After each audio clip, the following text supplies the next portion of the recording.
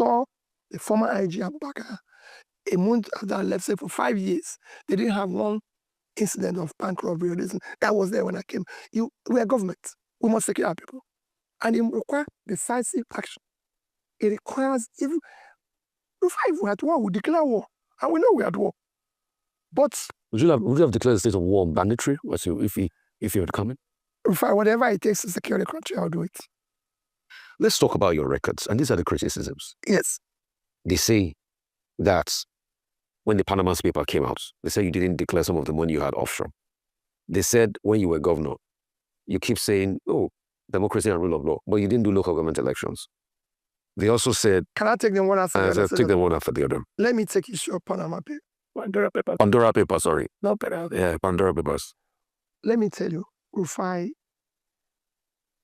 I have a clear, legitimate trust which is allowed in law internationally to be able to plan for inheritance purposes. And it is documented and everything. It was there that company, which you can trace, moved from one company to another, started Asaba in the 90s. And it's in trace, it's not something you can know. In the 90s, Rufai started about 96, 97, I'm not clear, but I can tell you, until I became governor 2006. So it was a clear case of over a decade before I became governor. By that process, I started saving in a bank, Lloyds Bank, and that came out of resources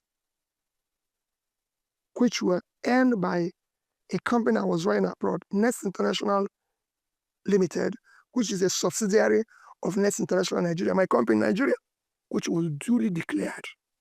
When that came out, it became news. They said, oh, that a place they found money where I owned about $500 million. I was actually investigated. By the FCC? By everybody said, oh, they found a place where there's 500. Before I replied, I said, if you go there and see 3%, I didn't say 10%, 3% of what you claim, or you mentioned, life imprisonment. Rufai, do you think I can tell you, go and look at what I declared when I became governor? I was already a bank chairman, everything. Naira, at the time I became governor, was about 100 Naira to $1. To date, the money in the said savings is about, I don't even know whether it's the one that belongs to me, is up to $15 million. Rufai, do you think it was $15 million I've stolen since then and kept? Is that the amount of money people are stealing in Nigeria today? But they talk about the investment in the brewery. No, let me finish. We're talking about Pandora Paper. Let's do it one after the other. So what they did is that people blew something that is out of proportion. Rufai, that I saved, say, 100 million Naira is what? But when they saw it, even one organization said they saw about $1 billion. I said, $1 billion. If I have $1 billion, me and you won't be talking. But if you go there, how much is that? 1%. No. I told him, I said, go there if you get 1% of. If you see. So how much is there for transparency purposes? There's no transparency purposes. I put in every year. If it's 1 Naira, I put there. I just told you that when they said it's 500, and I told them go and get 30% there. 3%. But you know what I'm asking? Because if you want to, you have to declare your trust. Everything is declared. It's plain. Everything. Okay, for the want of time, let's go through. The other one, he said brewery. Let me tell you, Rufai, I'm happy you're asking that question because people have talked about breweries and everything. Rufai, if I tell you what I suffered for that brewery to be built in Anambra State, you will not believe it. What did you say? I had to go out trying to attract business to Anambra State. The biggest revenue earner in Enugu State is Ama Brewery. Ama Brewery in Enugu. The biggest earner,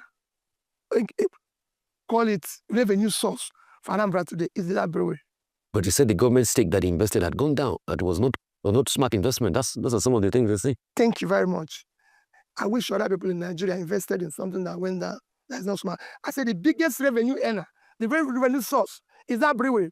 That brewery is employing at least directly 500 Anambra people. That brewery is at least giving food to over 5,000 Anambrarians. Those who use it as business distributors, truck drivers, everything. I wish people are doing that. What we do is that we condemn what is that. Because of the way they've been treated, they are the biggest brewery in Ogun State. Have you ever heard anybody say in Ogun State, oh, the brewery is this?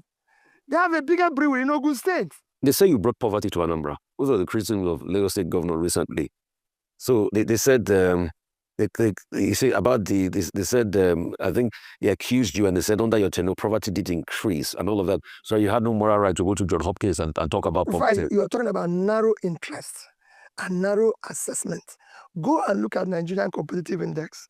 Go and look at it. I was governor of Anambra State from 2006. And I was impeached. So you can say I was governor of Anambra State from 2007 to 2014, 7 years. I was effectively governor for 7 years because the first year I was removed, as you know. So I was governor for 7 years. Rufai, Nigeria as a country was a signatory to the global measure of development, which is Millennium Development Goal. That is a global thing. Nigeria was a signatory to it. Yeah. That is what made China to pull 439 million people out of poverty. That was made India to put over 150 million out of poverty. I can go on and on. But Nigeria was signatory to it. And it was signed in the year 2000.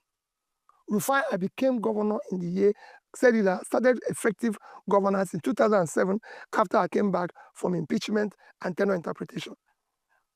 By the time he ended in 2014, Anambra State under me was number 1.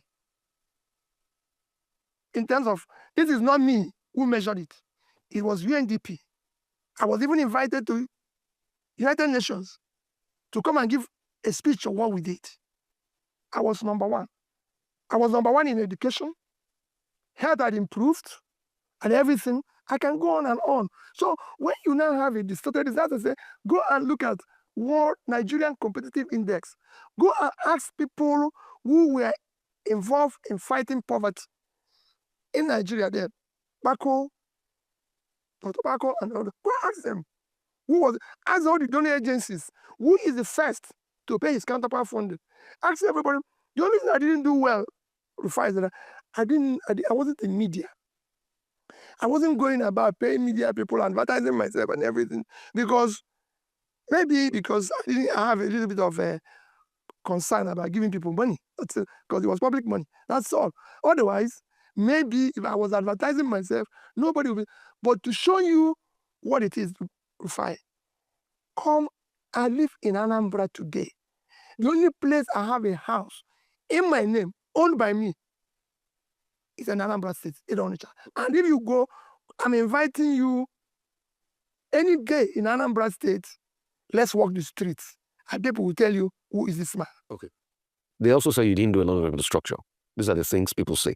They say, what about schools? You don't need to, what about Kapa TV? They said after you left Anambra, it's not that you turned Anambra into paradise. No, that Awka was still unique, somehow. So there's nothing. Let me not waste don't waste your time, Rufai. I got certified from Federal Ministry of Works as governor to have the best road connectivity, who opened up all the rural areas. In our study of poverty. Ministry of Works gave you a certification for that? Ministry of Works, the federal government. As I said, I was a claim.